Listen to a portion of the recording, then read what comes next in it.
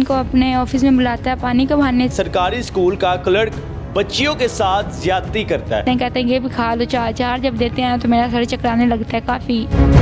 जिस जगह पे मैं सोई हुई थी ना, उससे दूसरी जगह पर थी जब मुझे होश आया। आपके अलावा भी किसी और लड़की के साथ उसने इस तरह की हरकतें की? एक प्रेग्नेंट हो गई थी, उसकी शादी हो गई है। सर ने कहा था अगर तुमने अपने वालिदैन को अपनी मम्मा को बताया ना, और मैंने तुम्हें इधर ही कत्ल करके दफन कर देना। अस्सलाम वालेकुम पाकिस्तान, नई बात डिजिटल के साथ आपका मेज़बान मुताहिर गिल आपकी खिदमत में हाजिर है। बड़ा घर के इलाके में सरकारी स्कूल में एक वाकया पेश आता है कि सरकारी स्कूल का क्लर्क बच्चियों के साथ ज्यादती करता है। उसकी ज्यादती के शिकार की एक बच्ची हमारे साथ मौजूद है, इससे बात करते हैं। अस्सलाम वालेकुम। बच्ची कैसे हो आप? ठीक हो? ठीक हूँ सर। क्या नाम है उस टीचर का जो ज्यादती करता है बच्चियों के साथ? सर टीचर का नाम इरफान है, क्लर्क है। क्लर्क है वहाँ पे, इरफान नाम है उसका। तो क्या करता है वो? किस तरह अपने मतलब शिकंजे में लड़कियों को लाता है? क्या कह के उनको वर्गलाता है वो? उनको अपने ऑफिस में बुलाता है पानी के बहाने से, या मैडम से ये काम ले आओ और ये ले आओ, बच्चों बात सुनो, ऐसे ऐसे ऐसे बुलाता है और फिर गंदी गंदी बातें करता है। और काम आपको क्या कहा था उसने? 11 तारीख को क्लास में लेक्चर हो रहा था और सर ने बच्ची से पैगाम भेजा था कि जुवेरिया को बुला कर लेके आओ। मैंने उस दिन कहा कि मैंने नहीं जाना, तो बच्चियाँ क्लास के देखने लग गई, सारी लेक्चर हो रहा था ना, तो बच्चियाँ कहते हैं कि तुमको ही सर ने बुलाना होता है। तो मैंने कहा चलो कुछ नहीं होता। मैंने साथ वाली बच्ची को पानी का गिलास देकर भेजा है कि जाओ तुम सर को दे के आओ। कुछ देर बाद वही बच्ची आती है, वो कहती है सर इरफान तुम्हें बुला रहा है, और वो कह रहे हैं कि दाखिल खारिज वाला रजिस्टर भी लेके आओ, हमने दाखिले भेजने हैं। तो मैं जब जाती हूँ ना, उधर गई हूँ क्लर्क ऑफिस में, तो सर मुझे गुस्से से बात करता है कि तुम क्यों नहीं आई उस वक्त। तो मैंने कहा सर आज मेरे सर में ना देख लें बहुत पेन हो रही है, तो इसलिए मैं नहीं आई। तो सर मुझे कहते हैं इधर रजिस्टर रखो, और मुझे कहते हैं कि अपनी पॉकेट में से टैबलेट निकालते हैं पत्ता, और मुझे उसमें से 3 देते हैं, छोटी छोटी होती हैं टैबलेट। कौन सी टैबलेट? वो नशे की थी कोई? मुझे तो ऐसे लग रहा है कुछ छोटी छोटी थी कि तो पैराडोल वगैरह नहीं थी वो? नहीं, मैंने सर से कहा भी था सर जी पैराडोल एक्स्ट्रा होती हैं सर दर्द की टैबलेट, तो ये कौन सी है? सर कहता है ये उससे अच्छी है, तुम्हारी ना अभी चंद मिनटों में दर्द सर की ठीक हो जाएगी।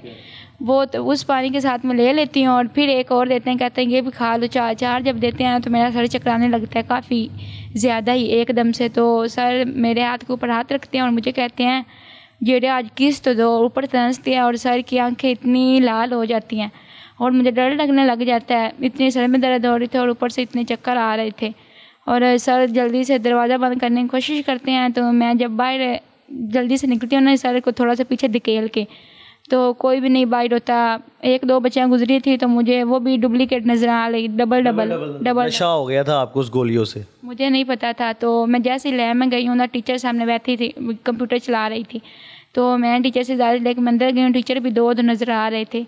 तो मैं कहती मैम तैयबा मैं इधर लेट सकती हूँ? तो मैम कहती है बेटा लेट जाओ। जब मैं उधर लेटती हूँ ना, तो ऊपर से फौरी तकरीबन 1-2 मिनट बाद सर इरफान आ जाते हैं। मुझे कैसे कुछ पीछे वाला ना कुछ पता ही नहीं है, खुद में मगन हो गई थी। तो सर इरफान आते हैं, तो हंस के कहते हैं तैयबा काम हो गया? मैम तैयबा कहती हाँ इरफान। तैयबा वहाँ टीचर थी, पढ़ाती थी? हाँ जी। कौन सी क्लास को? 7th क्लास को पढ़ाती हैं। वो उनके साथ मिली हुई थी? मिली हुई थी, इसलिए तो मैम तैयबा हंस रही थी और कहती हाँ काम हो गया इरफान। तो सर इरफान अंदर आती हैं, तो मैम तैयबा भी होती है। तो मैम तैयबा से कहते हैं तैयबा तो काम कर लिया है ना, तो जाओ बाहर और कुंडी लगा देना, मुझे अपना काम करने दो। बाहर से कुंडी लगा? हाँ जी, किसी बच्ची को अंदर नहीं आने देना। तो मैम तैयबा आगे से हंस के बाहर चली जाती है। बाद में मुझे पता ही नहीं है कि क्या हुआ है, और जिस जगह पे मैं सोई हुई थी ना, उससे दूसरी जगह पर थी जब मुझे होश आया। तो मेरी बहन ने आकर मुझे जगाया था छुट्टी टाइम। बहन ने आपको आके जगाया? फिर घर भी बहन लेके गई आपको? बहन ही लेकर गई थी। इसके बाद 11 तारीख से वाकये से पहले भी वो आपके साथ इस तरह की हरकत करता था? हाँ जी। क्या कहता था वो क्लर्क ऑफिस में ही था, मुझे बुलाता था बहाने से, रजिस्टर वगैरह के पानी के बहाने से, और मेरे कंधे पे हाथ रखता और पता नहीं क्या मुझे हो जाता था। उसके बाद मुझे कुछ पता ही नहीं होता था। 5-10-15 मिनट में उधर ही होती थी ना। टीचर्स को लगता है काम करवा रही है इरफान के साथ, सारा दाखिले बच्चों को भेजने होते थे ना, टीचर को यही लगता था। और बाद में फिर मैं उठ के चली जाती थी। उस वक्त इरफान फिर कमरे में नहीं होते थे। तो आपने अपने पेरेंट्स को या टीचर को नहीं बताया कि मेरे साथ सर इरफान इस तरह की हरकतें करते? नहीं, मैंने मैडम से 2 बार कहा था, और मैडम मुझे कहती थी कि तुम्हारा ही माइंड नहीं ठीक है, वो तो सर हैं, वो ऐसे नहीं है वैसे नहीं है, दफ़ा हो जाओ। मैं फिर ऑफिस में से आ जाती थी, और सर ने कहा था अगर तुमने अपने वालिदैन को अपनी मम्मा को बताया ना तो देख लेना। और मुझे कहते तुम्हारे पापा के पास हमारी दुकान है, तुम्हारे पापा से दुकान भी छीन लेनी है और मैंने तुम्हें इधर ही कत्ल करके दफन कर देना, और जब तुम्हारे माँ बाप आएंगे तुम्हें ढूंढते ढूंढते तो हमने ये कहना है कि आपकी बच्ची नहीं ठीक थी, वो किसी लड़के के साथ भाग गया, अब ढूंढ लो। नाज़रीन, ये वो दरिंदा है जिसकी तमाम कहानी इस बच्ची ने आपको बताई है। अच्छा बेटा, मुझे ये बताओ कि आपके अलावा भी किसी और लड़की के साथ उसने इस तरह की हरकतें की हैं? कितनी लड़कियां और शिकार हुई? बच्चियाँ थी मेरे, शायद ज़्यादा बच्चियाँ थी, लेकिन जब से मैं गई हूँ ना, एक मेरी क्लास फेलो थी और एक मेरी सीनियर थी। तो वो अभी स्कूल में आए हैं, उनको भी निकाल दिया? मैडम लोगों ने सर्टिफिकेट स्पेंड कर देते थे और कहते थे कि इन बच्चियों का कलेक्टर नहीं ठीक और ये आइंदा से किसी स्कूल में और नहीं दाखिल लेंगे। मैडम ने एक्शन लेने के बजाय मैडम सर का ही साथ देती थी, इरफान का। तो उनका भी फ्यूचर ख़राब हो गया? उनका ही फ्यूचर, वो अब कहीं नहीं पढ़ रही? वो कहीं नहीं पढ़ रही। एक प्रेग्नेंट हो गई थी, उसकी शादी हो गई है, और एक वैसे ही है घर में। तो आप क्या फ्यूचर क्या सोचा हुआ आपने, बड़े होके क्या बनना?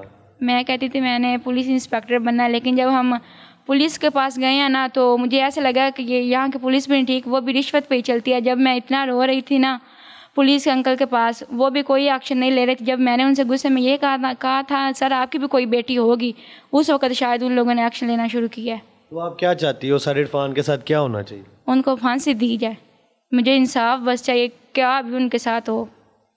नाजरीन, इसकी छोटी बहन हमारे साथ मौजूद है, इसको भी तो स्कूल से निकाल दिया और उसके बाद इस बच्ची को भी स्कूल से निकाल दिया गया। अस्सलाम वालेकुम बेटा। बेटा, आपको क्यों निकाला स्कूल से उन्होंने? मैम मुझसे पूछती थी कि आपकी बहन के साथ क्या हुआ। मैंने कहा मुझे नहीं पता, आप लोगों को भी पता ही है। तो मिस कहती तुमने बताना है कि नहीं। मैंने कहा मिस जी मुझे नहीं पता, आपको पता है। तो मिस कहती अगर नहीं ना बताना चलो तुम भी घर ही बैठोगे। मैंने कहा मुझे पता ही नहीं तो मैं बताऊँ क्या। मेरे चाचू को फ़ोन किया कि इसको भी ले जाओ, इसको भी नहीं हमने पढ़ाना। फिर आपको भी उन्होंने निकाल दिया स्कूल से। अब दोनों बहनें आप स्कूल नहीं जा रही? नहीं जा रही। आप कौन सी क्लास में पढ़ती हैं? 8 में और ये 9 में पढ़ती है।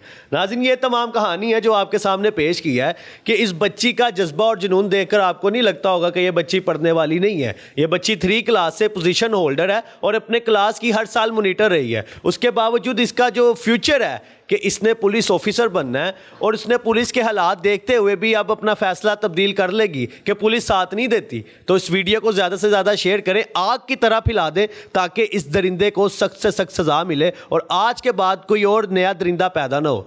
अपना ख्याल रखें। अल्लाह हाफिज़।